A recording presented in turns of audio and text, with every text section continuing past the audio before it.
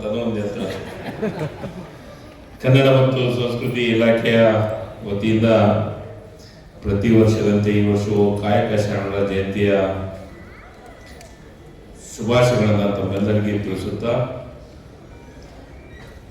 ಈ ವೇದಿಕೆ ಮೇಲಿದ್ದಂಥ ಈಗ ತಾನೇ ನಿಮ್ಮೆಲ್ಲರನ್ನ ಉದ್ದೇಶಿಸಿ ಮಾತನಾಡಿದಂಥ ಶಿವಶರಣ ಹಳೆಯ ಗುರುಪೀಠದ ಶ್ರೀಗಳ ಪಾದಗಳಲ್ಲಿ ನಮಸ್ಕರಿಸುತ್ತಾ, ಇನ್ನೋರ್ವ ನನ್ನ ಆತ್ಮೀಯರು, ಹಿರಿಯರು, ಅಬಕಾರಿ ಸಚಿವರು ಆದಂಥ ಆರ್ ಬಿ ತಿಮ್ಮಾಪುರ ಸಾಹೇಬ್ರೆ, ಮಾಜಿ ಸಂಸದರು, ಸಾಹಿತಿ, ಉಪನ್ಯಾಸವನ್ನು ಮಾಡಿದಂಥ ನನ್ನ ಹಿರಿಯರಾದಂಥ ಎಲ್ಲ ನಮ್ಮದೈನವರು, 2025-26ನೇ ಸಾಲಿನ ಕಾಯಕ ಶರಣ ಶ್ರೀ ಪ್ರಶಸ್ತಿ ಭಾಜನರಾದಂಥ ಪ್ರೊಫೆಸರ್ ಲಿಂಗಪ್ಪನವರೇ, ಮಾದಿಗ ಸಂಘಟನಾ ಒಕ್ಕೂಟದ ಅಧ್ಯಕ್ಷರಾದಂಥ ಎಂ ಗುರುಮೂರ್ತಿ ಅವರೇ, ಅಖಿಲ ಕರ್ನಾಟಕ ಡೋರ್ಕಕ್ಕೆ ಸಮಾಜದ ಅಧ್ಯಕ್ಷರಾದಂಥ ಸಂತೋಷ್ ಸುರೇಂದ್ರ ಅವರೇ, ಹಾಗೂ ರಾಜ್ಯ ಸಮಗಾರ ಹಳೆಯ ಸಮಾಜದ ಒಳ ಮೀಸಲಾತಿ ಹೋರಾಟ ಸಮಿತಿಯ ಸಂಚಾಲಕರಾದಂಥ ವೈ.ಸಿ. ಕಾಂಬ್ಳೆ ಅವರೇ, ಸಿದ್ದರಾಜು ಅವರೇ, ಶಿವಪ್ಪನವರೇ, ಗೌತಮ್ ಅವರ, ವೆಂಕಟೇನವರೇ,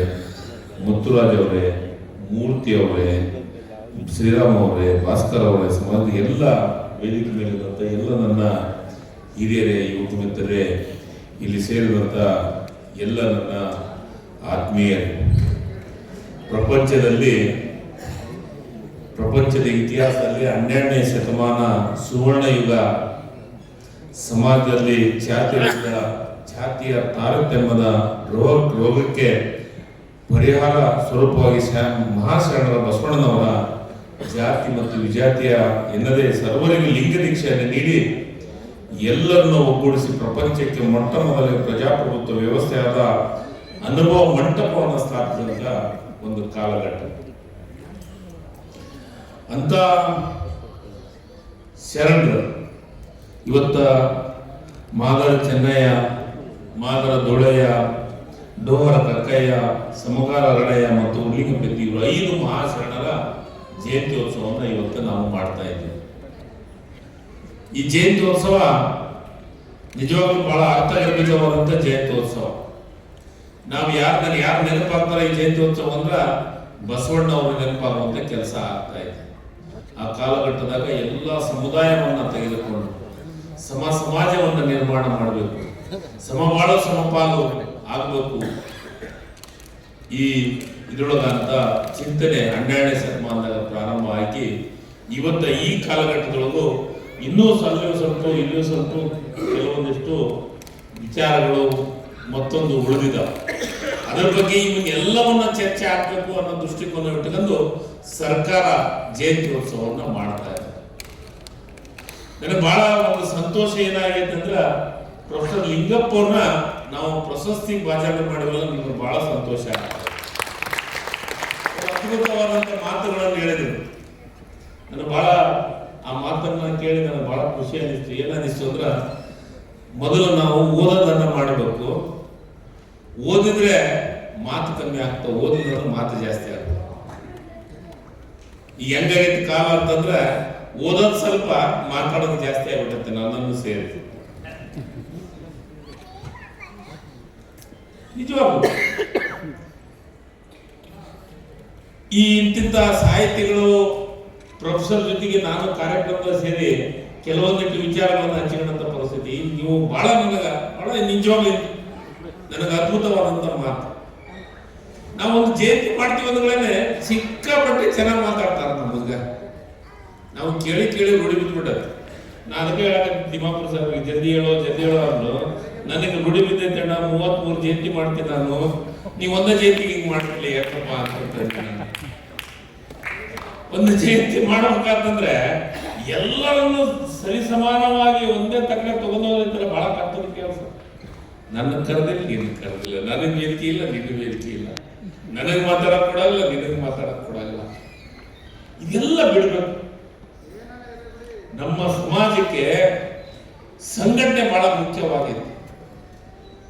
ನಾವು ತುಳಿತಕ್ಕೊಳಗಾದಂತ ಸಮಾಜ. ನಾನು ನಿಮ್ಮನ್ನು ಬಿಟ್ಟು ಬೇರೆ ಏನ್ ದೂರಿಲ್ಲ, ನಾನು ನಿಮ್ಮ ತಕ್ಕಡೆಗೆ ಇದೀನಿ, ನನ್ನ ಬೇರೆ ತಕ್ಕಡೆ ಆಗಕ್ಕೆ ಹೋಗ್ರಿ ಮತ್ತೆ ನೀವು. ನಾನು ಇದು ಎಲ್ಲಿ ಕಾಣ್ತೀವಿ ಅಂತಂದ್ರೆ, ಯಾವ ತುಳಿತಕ್ಕಾಗೈತಿ ಸಮಾಜ ಅಲ್ಲಿ ಇಂಥವೆಲ್ಲ ಕಾಣಕತ್ತೀವಿ. ಅದೇ ಮುಂದುವರೆದ ಸಮಾಜದೊಳಗೆ ಇಂಥವು ಕಾಣಂಗಿಲ್ಲ ನಾವು. ಅವ್ರೇನಂತಾರಂದ್ರೆ ವೇದಿಕೆ ಮೇಲೆ ಆ ಅಧ್ಯಕ್ಷರೊಬ್ಬರು ಕುಂದಿಸ್ಬಿಡ್ರಿ, ಎಲ್ಲರೂ ಸರಿ ಸಮಾನವಾಗಿ ಒಬ್ಬರು ಕುಂದಿಸ್ಬಿಡ್ರಿ ಅಂತಾರ. ಒಬ್ಬರೇ ಮಾತಾಡ್ತಾರ. ಒಬ್ಬರೇ ಮಾತಾಡಿ ಯೋಜನೆಯನ್ನ ತೆಗೆದುಕೊಳ್ಳುವಂತ ಕೆಲಸವನ್ನು ಮಾಡ್ತಾರೆ. ನಾವೇನಾಗತ್ತೆ ನಮಗಂದ್ರ ನಮಗೆ ಜಗಳ ಹಚ್ಚಿಬಿಡ್ತೀವಲ್ಲ, ಅದನ್ನ ಅವ್ರು ನೋಡಿದ್ರೆ ಇದನ್ನ ಮುಂದುವರಿಸ್ಬಿಡ್ತಾರೆ. ನಮ್ಮನ್ನ ಮುಂದುವರಿಸಿ ನಾವು ಹಿಂದೂ ಆಗಲ್ಲ ಮುಂದೂ ಆಗಲ್ಲ ಅಂತ ಪರಿಸ್ಥಿತಿ ನಿರ್ಮಾಣ ಆಗುತ್ತೆ. ಇದು ಸತ್ಯ. ನನ್ನ ಮೊನ್ನೆ ನನ್ನ ಗೆಳೆಯರು ಯಾರ ಫೋನ್ ಹಚ್ಚಿದ್ರು. ನಾನು ನಿಜವಾಗ್ಲೂ ಎಲ್ಲರನ್ನವರಿಗೆ ಬಹಳ ಅಭಿನಂದನೆ ಸಲ್ಲಿಸ್ತೀನಿ. ಲಿಂಗಪ್ಪವರಿಗೆ ಮೊಟ್ಟ ಮೊದಲನೇ ಪ್ರಶಸ್ತಿ ಓದ್ಸತೆ ನಮ್ಮಲ್ಲಿ ಈ ಶರಣರ ಕಾರ್ಯಕ್ರಮ ಮಾಡೋ ಹೊತ್ನಾಗ, ಈ ಜಯಂತ್ಯೋತ್ಸವ ಮಾಡೋ ಹೊತ್ನಾಗ ಒಂದು ಬೇಡಿಕೆಯನ್ನು ಇಟ್ಟರು ಎಲ್ಲರೂ. ಇಲ್ಲ, ಎಲ್ಲರಿಗೂ ಪ್ರಶಸ್ತಿ ಕೊಡ್ತೀರಿ, ನಮ್ಮನ್ನೊಬ್ರು ಗುರುತಿ ಪ್ರಶಸ್ತಿ ಕೊಡಬೇಕು ಅಂದಾಗ ನಿಜವಾಗ್ಲೂ ಒಳ್ಳೆಯ ವಿಚಾರ, ಇದನ್ನು ಕೊಡಲೇಬೇಕು ಅಂತಂದು ನಾನು ನಿರ್ಧಾರ ಮಾಡಿ. ನನಗೆ ಸ್ವಲ್ಪ ಲೇಟ್ ಆಯ್ತು, ಇದು ಸ್ವಲ್ಪ ಮುಂಚಿತವಾಗಬೇಕಾಗಿತ್ತು ಅಂತಂದು ತತ್ಕ್ಷಣ ಒಂದು ವಾರದೊಳಗೆ ನಮ್ಮ ಗುರುಮೂರ್ತರು ಬಂದು ನನಗೆ ಕೊಟ್ಟದ್ದೇ ಇಲ್ಲ, ಇದು ನೆನಪಾಯ್ತು, ನನಗೆ ಇಮಿಡಿಯೇಟ್ ಮಾಡ್ತೀನಿ ಅಂತ ನಮ್ಮ ಇವ್ರನ್ನ ಯಾರೋ ಇವ್ರ ಅಧ್ಯಕ್ಷತೆಯೊಳಗೆ ಅದು ಎಲ್ಲ ಹನುಮಂತ ಅವರ ಅಧ್ಯಕ್ಷತೆಯೊಳಗೆ ಒಂದು ಸಮಿತಿ ಮಾಡಿ ಆಯ್ಕೆ ಮಾಡಿದ್ವಿ. ಆಯ್ಕೆಯೊಳಗೆ ನಾನು ಯಾವುದನ್ನು ಇಂಟರ್ಫಿಯರೆನ್ಸ್ ಆಗಂಗಿಲ್ಲ.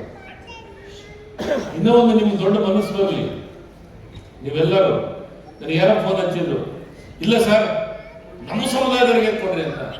ತಪ್ಪು. ಬೇರೆ ಸಮುದಾಯದವ್ರಿಗೆ ಕೊಟ್ಟದ್ನಾಗ ಅವ್ರು ಅನ್ಬೇಕು ನನಗ ಕಾಯಕ ಯೋಗಿ ಶರಣರ ಪ್ರಶಸ್ತಿ ಬಂದದ್ದೆ ಅಂತ ಅವ್ರು ಹೆಮ್ಮೆ ಪಡ್ಬೇಕು. ಅದು ಬಹಳ ಮುಖ್ಯ. ಮೊನ್ನೆ ಕನಕದಾಸರ ಪ್ರಶಸ್ತಿಯನ್ನ ನಾವು ಬ್ರಾಹ್ಮಣ ಸಮಾಜ ಕನಕದಾಸರ ಬಗ್ಗೆ ಇತಿಹಾಸವನ್ನು ಬರೆದು ತಿಳ್ಕೊಟ್ಟಿವಿ. ಈಗ ನಮ್ಮ ಲಿಂಗಪ್ಪರಿಗೆ ಕೊಟ್ಟಿವಲ್ಲ, ಬುದ್ಧ, ಬಸವ, ಅಂಬೇಡ್ಕರ್ ಬಗ್ಗೆ ಇಂಥವ್ರು ನಾವು ಹುಡುಕಬೇಕು. ಏನು ಎಲ್ಲಾ ಸಮುದಾಯದೊಳಗೂ ಅದಾರ. ಅವ್ರಿಗೆ ಕೊಟ್ಟದ್ನಾಗ ಆ ಪ್ರಶಸ್ತಿಗೆ ಅವ್ರು ಭಾಜನರಾದ್ಮೇಲೆ ಅವ್ರು ಸಂತೋಷದಿಂದ ಒಪ್ಕೋಬೇಕು. ಏನಂತ, ಈ ಪ್ರಶಸ್ತಿ ಸಿಕ್ಕಿದ್ದು ನನಗೆ ಸಿಕ್ಕೈತಿ ಅಂತ ಅವ್ರು ಹೆಮ್ಮೆಯಿಂದ ಹೇಳ್ಕೋಬೇಕು. ಅವಾಗ ಈ ಪ್ರಶಸ್ತಿಗೆ ಬೆಲೆ ಬರ್ತೈತಿ.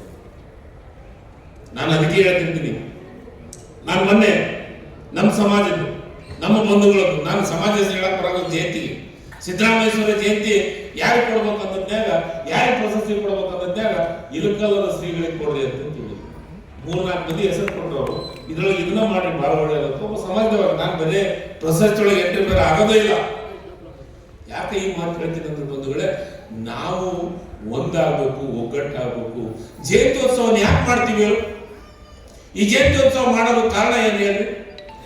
ತಿಮ್ಮಾಪುರ ಸಾಹೇಬರು ಒಂದು ಮಾತಂದ್ರು, ಮಾದರ ಚೆನ್ನಯ್ಯ, ಡೋರ ಕಕ್ಕಯ್ಯ, ಸಮಗ ಅರಳಯ್ಯ, ಇವ್ರು ಎಲ್ಲರೂ ನಾವೆಲ್ಲರೂ ಒಂದರ್ಬೇಕು. ನಾವು ಒಂದೊಂದೇ ನಮ್ಮ ಶಕ್ತಿ ಜಾಸ್ತಿ ಆಗುತ್ತೆ. ನಾವು ಒಂದೊಂದಾಗ ನಮಗೆ ಏನ್ ಬೇಕಾದ್ರೂ ಪಡ್ಕೊಳಕ್ ಸಾಧ್ಯತೆ ಆಗುತ್ತೆ. ನಾವೆಲ್ಲರೂ ಮತ್ತೆ ನಾವು ಡಿವೈಡ್ ಮಾಡ್ಕೊಂಡು ಹೊಂಟಿವಲ್ಲ, ನಮಗೇನು ಸಮಾಜಕ್ಕೆ ಸಿಗಕ್ ಸಾಧ್ಯ ಇಲ್ಲ. ಮತ್ತೆ ನಮ್ಮನ್ನ ತುಳಿದಾಕಂಥದ್ದು ಅವತ್ತಿನ ಹಿಂದಿನ ಕಾಲದಾಗಿತ್ತು, ಅದ ಮುಂದುವರೆದು ಹೋಗುವಂತ ಕೆಲಸ ಆಗುತ್ತೆ. ಅದಕ್ಕೆ ಇವತ್ತು ಬಹಳ ಅದ್ಭುತವಾದಂತ ಮಾತನ್ನ ಹೇಳಿದ್ರು ನಮಗೆ ತಿಮ್ಮಾಪುರ ಸಾಹೇಬ್. ನಿಜವಾಗ್ಲೂ ಒಪ್ಕೋಬೇಕು. ಇವು ಜಯಂತಿಯನ್ನು ಮಾಡೋದು ಯಾವ ಕಾರಣಕ್ಕಾಗಿ? ಏನ್ ಮೆರವಣಿಗೆ ಮಾಡಿ ಡೋಲ್ ಬಡದು ಕುಣಿದು ಹಾರಾಡಿ ಹೋಗೋದಲ್ಲ. ನಮ್ಮ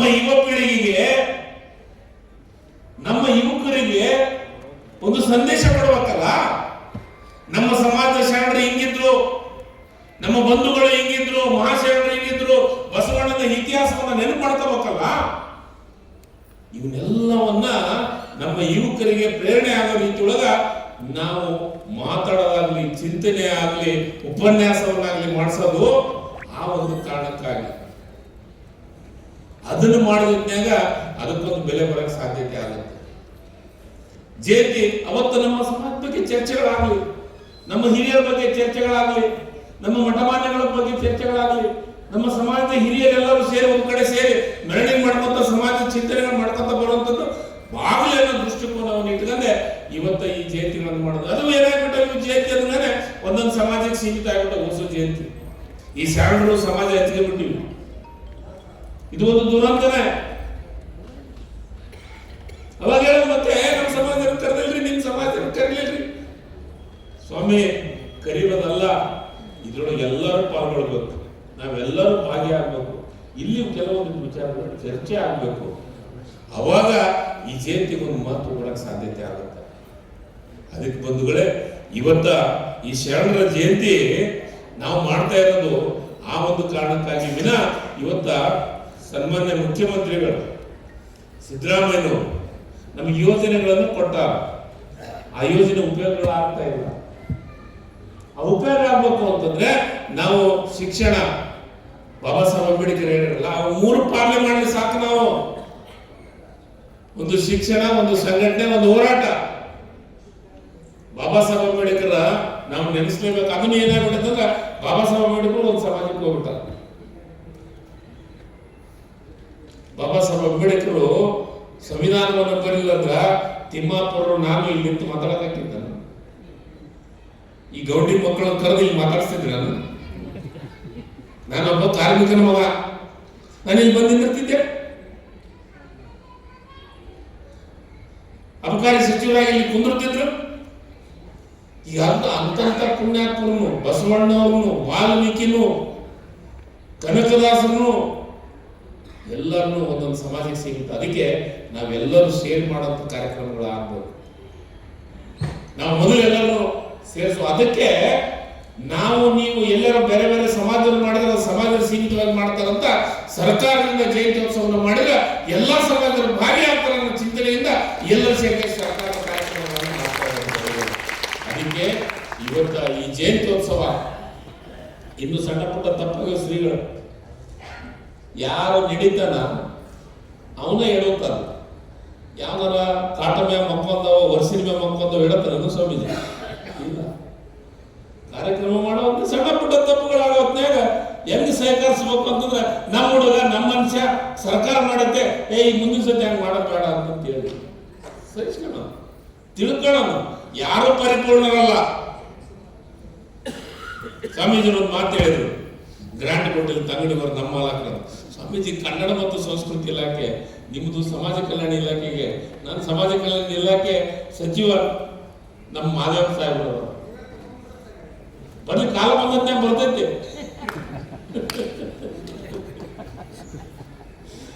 ನಿಶ್ಚಿತವಾಗಲು ಕಾಲ ಬರಲಿ. ಬಸವ ಈಗ ಮಾದೇವ ನಾನು ಪತ್ರ ಬರ್ತೀನಿ, ನೀವು ಕೊಟ್ಟಂತ ಬೇಡಿಕೆ ಏನಾಗ್ಬಿಟ್ಟಿದೆ ಅಂತಂದ್ರೆ ಎಲ್ಲ ಜಯಂತಿ ಮಾಡೋದ್ರಿಂದ ಎಲ್ಲರೂ ನನಗೆ ಕೇಳೋದು. ಒಂದು ಕಾರ್ಯಕ್ರಮದಾಗ ಅವಕಾಶ ಸಿಗ್ತೈತೆ ಅಂತ ತಪ್ಪನಾಗಲ್ಲ, ನಾನು ಬರೀತೀನಿ ಪತ್ರ. ಆದ್ರೆ ಏನೇನು ಯೋಜನೆಗಳು ಯಾರ್ಯಾರಿಂದ ಆಗ್ಬೇಕು ಅವರಿಂದ ಆಗಲಿ. ನನಗೇನ್ ಮಾಡ್ಬೇಕಂದ್ರೆ ಒಂದು 5 ಕಲಾತಂಡ ಕಳಿಸೋದ್ರೆ ಕಲಾತಂಡ ಕಳಿಸ್ತೀನಿ. ಯಾರ್ಯಾರು ಎಲ್ಲೆಲ್ಲಿ ಕಲಾತಂಡ ಕಳಿಸ್ಬೇಕು ಹೇಳಿ ಕಲಾತಂಡ ಕಳಿಸ್ತೀನಿ. ಅದನ್ನ ಬಿಟ್ಟಂದ್ರೆ ಜಯಂತಿ ಮಾಡ್ತೀನಿ, ನಿಮ್ಮೆಲ್ಲರೂ ಜಯಂತಿ ಕೇಳ್ತೀನಿ. ನನ್ನ ಕೆಲಸ, ನನ್ನ ಜವಾಬ್ದಾರಿ ಏನೈತೆ ಅದನ್ನ ನಿಶ್ಚಿತವಾಗಿ ಕನ್ನಡ ಬೆಳೆಸುವಂಥದ್ದು, ಉಳಿಸುವಂಥದ್ದು, ಕನ್ನಡದ ಬಗ್ಗೆ ಕಾರ್ಯಕ್ರಮಗಳನ್ನು ಮಾಡುವಂಥದ್ದು ಎಲ್ಲ ನನ್ನ ಜವಾಬ್ದಾರಿ. ನನ್ನ ಸೀಮಿತವಾದಂಥ ಕೆಲಸ ಕಾರ್ಯಗಳನ್ನು ನಾನು ನಿಶ್ಚಿತವಾಗೂ ಮಾಡ್ತೀನಿ. ಅದರ ಜೊತೆಗೆ ಈ ಜಯಂತ್ಯೋತ್ಸವಕ್ಕೆ ಅರ್ಥ ಬರೋ ರೀತಿಯೊಳಗೆ ನಾವು ನೀವೆಲ್ಲರೂ ಸೇರಿ ಇನ್ನೂ ಈ ಕಾರ್ಯಕ್ರಮ ಯಶಸ್ವಿಗೊಳಿಸೋಣ. ಮುಂದಿನ ದಿನಮಾನದೊಳಗೆ ಇನ್ನೂ ಹೆಚ್ಚು ಜನರು ಭಾಗಿಯಾಗಬೇಕು. ಈ ಜಯಂತ್ಯೋತ್ಸವನ ಎಲ್ಲರೂ ಎಲ್ಲರ ಸಮಾಜದ ಕಾರ್ಯಕ್ರಮಗಳನ್ನು, ಅದು ವಿಶೇಷವಾಗಿ ರಾಜಕಾರಣಿಗಳು ಯಾರ್ಯಾರು ಅಧಿಕಾರದಾಗಿರ್ತಾರೋ ಅವರೆಲ್ಲರೂ ಏನ್ ನೋಡ್ತಾರ ಅಂತಂದ್ರೆ ಮೊದಲು ಬಂದ ಭಾಷಣಕ್ಕಿಂತ ಮುಂಚಿತ ಜನ ಅಂತ ನೋಡ್ತಾರೆ. ಮೊದಲು ಜನ ಸೇರಿದ್ರೆ ಭಾಷಣ ಚೆನ್ನಾಗಿ ಬರ್ತೈತೆ ರಾಜಕಾರಣಿಗಳು, ಇಲ್ಲಂದ್ರೆ ಭಾಷಣ ಬರೋದು. ಆಮೇಲೆ ಏನೇನು ಬೇಡಿಕೆವು ಎಲ್ಲವೂ ಈಡೇರ್ಬೇಕಂದ್ರೆ ಜನ ನೋಡಿದ ಮೇಲೆ ಈಡೇರ್ತಾವ. ಅದಕ್ಕೆ ನಾನು ಹೇಳೋದು, ನಮ್ಮ ಸಂಘಟನೆ ಜಾಸ್ತಿ ಇರಬೇಕು, ಚೆನ್ನಾಗಿರ್ಬೇಕು, ನಾವು ಸಂಘಟಿತರಾಗಿರ್ಬೇಕು, ಶಿಕ್ಷಣವಂತರಾಗಬೇಕು.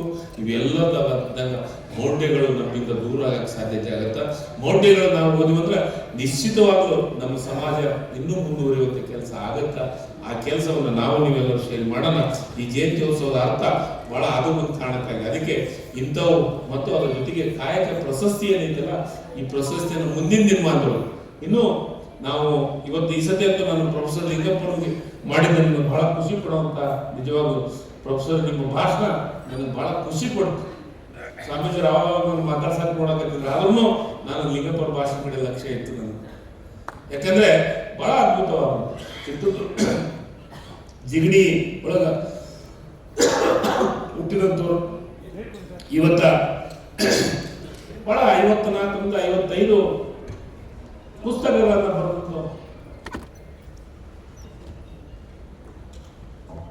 ಪುಣ್ಯಾತ್ಮರಿಗೆ ಕಾಯಕ ಪ್ರಶಸ್ತಿ ಕೊಟ್ಟಿಲ್ಲ ಕೊಟ್ಟಿವಲ್ಲ ಅನ್ನೋದು ಬಹಳ ಖುಷಿ ನನಗೆ ಅಂತ ಇನ್ನು ನೋಡಿ ಅವರ ಭಾಷಣದೊಳಗೆ ಬಹಳಷ್ಟು ಅರ್ಥ ಇತ್ತು. ನಾವು ವೇದಿಕೆ ಮೇಲೆ ಇದ್ದರು ನಾವು ಅದನ್ನೊಂದ ತಿಳ್ಕೊಂಡ್ಬಿಟ್ರೆ ಸಾಕು. ಅವ್ರ ಭಾಷಣ ನಾನು ಅಲ್ಲೇ ಇಲ್ಲ, ಅವರು ನಾವು ಅಂದ್ರು. ಯಾರು ನಾನು ಅಂತಾರೋ ಅವ್ರಿಗೆ ಬಹಳ ಒಳ್ಳೆ ಸಂದೇಶವನ್ನು ಕೊಡುವಂತ ಕೆಲಸವನ್ನು ಮಾಡಿದ್ರು. ಇದರಲ್ಲಿ ಬಹಳ ಖುಷಿ ತರುವಂಥದ್ದು. ಪ್ರೊಫೆಸರ್ ಲಿಂಗಪ್ಪನ ಇನ್ನೂ ಗುರುತಿಸಿ ಸಮಾಜದೊಳಗೆ ಇಂಥವ್ರು ಗುರುತಿಸಿ ಪ್ರತಿ ವರ್ಷ ಈ ಒಂದು ಪ್ರಶಸ್ತಿಯನ್ನು ಕೊಡುವಂತ, ಅದ್ರ ಜೊತೆಗೆ ನಾವು ಇವತ್ತು ಅವರ ಸನ್ಮಾನ ಮತ್ತು ಪ್ರಶಸ್ತಿ ಜೊತೆಗೆ ಅವರ ಅಕೌಂಟಿಗೆ ನೇರವಾಗಿ 5 ಲಕ್ಷ ದುಡ್ಡನ್ನು ಯಾರ್ಯಾರು ಪ್ರಶಸ್ತಿ ಕೊಡ್ತೀವಿ ಸರ್ಕಾರದ ವತಿಯಿಂದ 5 ಲಕ್ಷ ದುಡ್ಡನ್ನು ಹಾಕ್ತೀವಿ. ಮತ್ತು ಇನ್ನೂ ಒಂದು ಮಾತನ್ನು ಹೇಳಿದ್ರಿ ನೀವು ಬರೆದಂಥ ಬುಕ್ಗಳ ಬಗ್ಗೆ ಮಾತಾಡಿದ್ರಿ.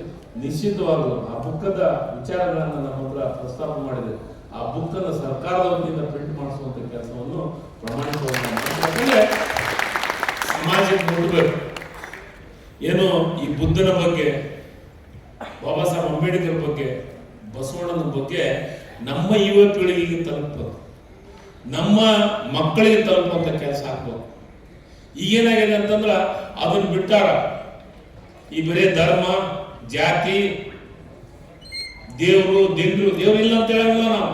ದೇವರನ್ನ ಪೂಜಿಸು, ಗೌರವಿಸು, ಆದ್ರೆ ಅದಕ್ಕಿಂತ ಹೆಚ್ಚು ಬುದ್ಧ, ಬಸವ, ಅಂಬೇಡ್ಕರ್ ಬಗ್ಗೆ ಜ್ಞಾನವನ್ನು ನಮ್ಮ ಯುವಕರಿಗೆ ಕೊಡುವಂತ ಕೆಲಸ ಕಾರ್ಯಗಳಾಗಬೇಕಾಗಿದೆ.